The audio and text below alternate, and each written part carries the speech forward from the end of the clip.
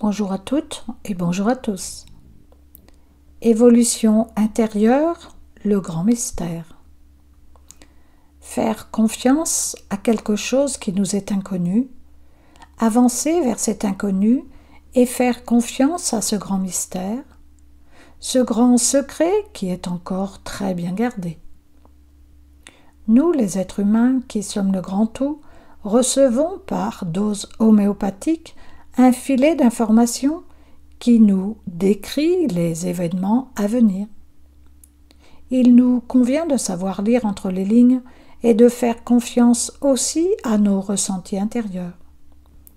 Lâcher ce monde de la Maya, ce monde fait d'illusions, pour nous ouvrir à ce monde nouveau que 2025 a à nous apporter et à nous offrir, mais ça ne dépendra que de notre investissement à changer notre regard sur ce monde.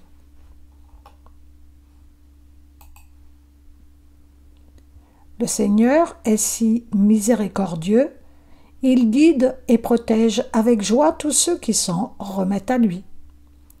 Ceux qui persévèrent sur la voie du discernement et cherchent en permanence la vérité éternelle, qui se cache derrière les illusions et les mirages de ce monde, recevront la grâce du Seigneur et parviendront à réaliser qu'ils sont l'Atma. Contrôlez vos sens dont vous faites usage de façon inconsidérée et tous vos maux disparaîtront. Observez les divagations de votre mental, retenez dans votre esprit le flot agité de vos pensées, de vos calculs et de vos projets, empêchez-les de sortir et il n'y aura plus de place pour les soucis et les peurs. Répétez le nom du Seigneur, calme le vagabondage du mental et éloigne les soucis et les peines. On ne peut acquérir la sagesse sans la disparition du mental, ce que sont parvenues à faire les personnes éveillées. Le chercheur spirituel doit en premier lieu d'abord apprendre le secret de la vision intérieure en tournant son regard en lui-même et en détournant son attention du monde extérieur. Prenons une image. Votre maison possède une porte ainsi que des fenêtres pour aérer. Vous ouvrez votre porte à vos proches, à vos amis et aux personnes de votre connaissance, mais vous ne laissez pas entrer n'importe qui, n'est-ce pas? De même, votre esprit est la porte du temple qu'est votre corps, et vos sens en sont les fenêtres. C'est vous qui décidez qui a le droit d'entrer dans votre temple intérieur et qui ne l'a pas.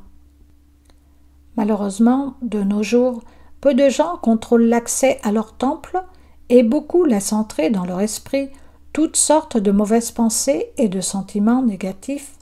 Or, on ne peut rien réaliser de grand ou de noble sans contrôle.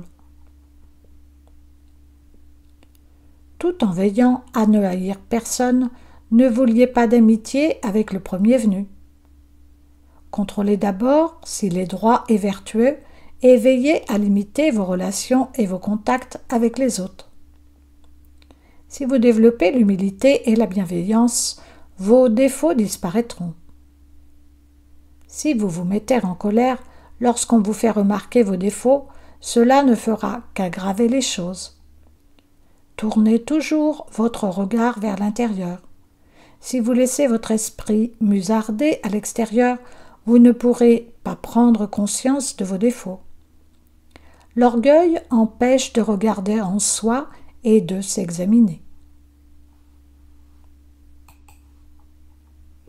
La plupart de ceux qui méditent ou récitent le nom de Dieu suivent la voie rajasique, passion, énergie, ou la voie tamasique, inertie, paresse. Pourtant, le but de la méditation et de la récitation du nom du Seigneur étant de purifier le mental et l'intellect, il est préférable de suivre la voie sattvique, l'harmonie, la sérénité. Une fois purifié, le mental illumine l'intellect et le fait briller de la splendeur de la réalisation de l'Atma. Celui qui parvient à cette réalisation est appelé Rishi, sage. Celui qui connaît Dieu devient Dieu, Brahmavid Brahmeva Bhavati. Le but de la vie, ce qui lui donne un sens, est la réalisation de l'Atma, qui est le fondement de votre âme, le Jiva. La meilleure façon d'éviter toute maladie physique ou mentale est d'être conscient de votre réalité atmique. Cela provoquera en vous une montée de lumière et d'amour. En effet, si vous savez que vous êtes l'Atma, vous verrez ce même Atma en chacun et partagerez les joies et les peines de tous. Si vous aspirez au bonheur et au bien-être de toute l'humanité, vous recevrez en bénédiction la force et la sagesse de tracer un chemin que d'autres pourront emprunter. Vous verrez Dieu en chacun et tous vos actes seront aussi purs, sincères et sacrés que les offrandes à Dieu. La santé ne dépend pas de la médecine. Prononcer de bonnes paroles, avoir de bonnes manières, de bonnes pensées et porter un regard pur sur toute chose sont essentiels à la santé. Des médicaments, même puissants et coûteux, peuvent-ils guérir quelqu'un qui souffre de mauvaises pensées et de mauvais sentiments? Une vie vertueuse, de bonnes pensées, des principes élevés et une conduite honnête vous garantiront une bonne santé et vous permettront d'obtenir la précieuse Atmananda, la conscience extatique de votre réalité. Lorsque le soleil se lève, l'obscurité se dissipe et avec elle les désagréments qui en découlent.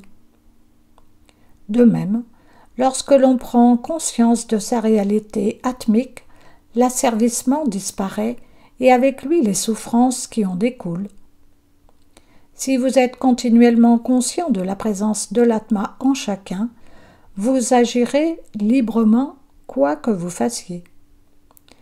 Faites grandir votre foi dans le principe atmique et chérissez-le de tout votre cœur. C'est en cela que consiste la véritable dévotion.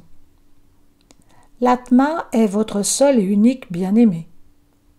Les Védas enseignent que la meilleure façon d'adorer Dieu est de sentir qu'il est davantage digne d'amour que toute autre chose sur terre et dans l'autre monde.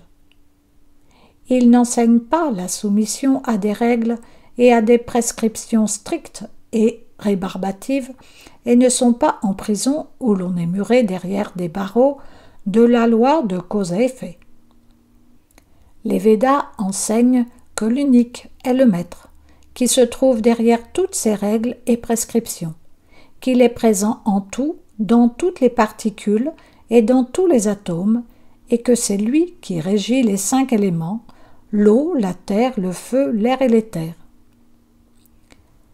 Aimez-le, adorez-le, vénérez-le, disent les Védas. C'est en cela que consiste la sublime philosophie de l'amour énoncée dans les Védas. L'amour, qui provient de l'Atma, est pur et absolu, mais l'homme étant lié par divers faux semblants d'amour, pense être une âme isolée et individualisée et se prive de la plénitude et de l'immensité de l'amour divin. L'homme doit s'efforcer de gagner la grâce de Dieu et, lorsqu'il y parvient, son âme cesse de penser être son corps et peut s'identifier à l'Atma. Dans les Védas, cet aboutissement est appelé Bandha Vichedana, rupture des liens, ou moksha, la libération. Le questionnement philosophique est la pratique des 6 nobles vertus que sont Dhamma, le contrôle des sens, Shama, le contrôle du mental, Titiksha, le contentement, Shraddha, la foi, Uparati, l'absence de désir, et Samadhana, la paix intérieure. Tout cela permet à l'homme de lutter contre sa tendance naturelle à s'identifier à son corps physique et d'obtenir la grâce de Dieu et la victoire.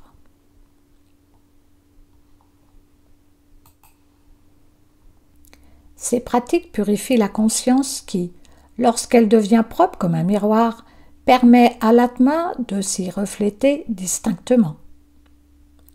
Prema, l'amour, est semblable à un diamant de grande valeur. il ne reste pas une seconde avec les égoïstes et fuit à la vue des vantards et des fanfarons.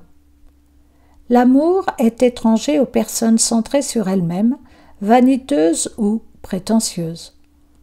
On ne trouve ce diamant précieux qu'au royaume de l'amour, rue de l'amour, dans les shops de l'amour, et seuls les cœurs tendres peuvent l'acquérir.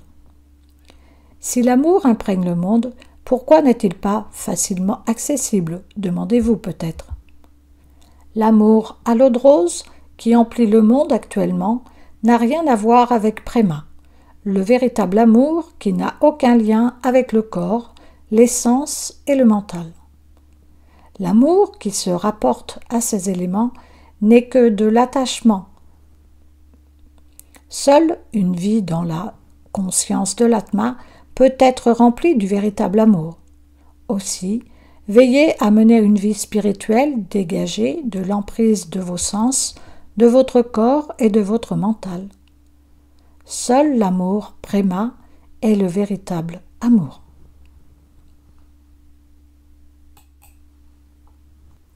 Et pour terminer, de prière de pure intention, Samastadoka Sukhino Bhavantu Samastadoka Sukhino Bhavantu Samastadoka Sukhino Bhavantu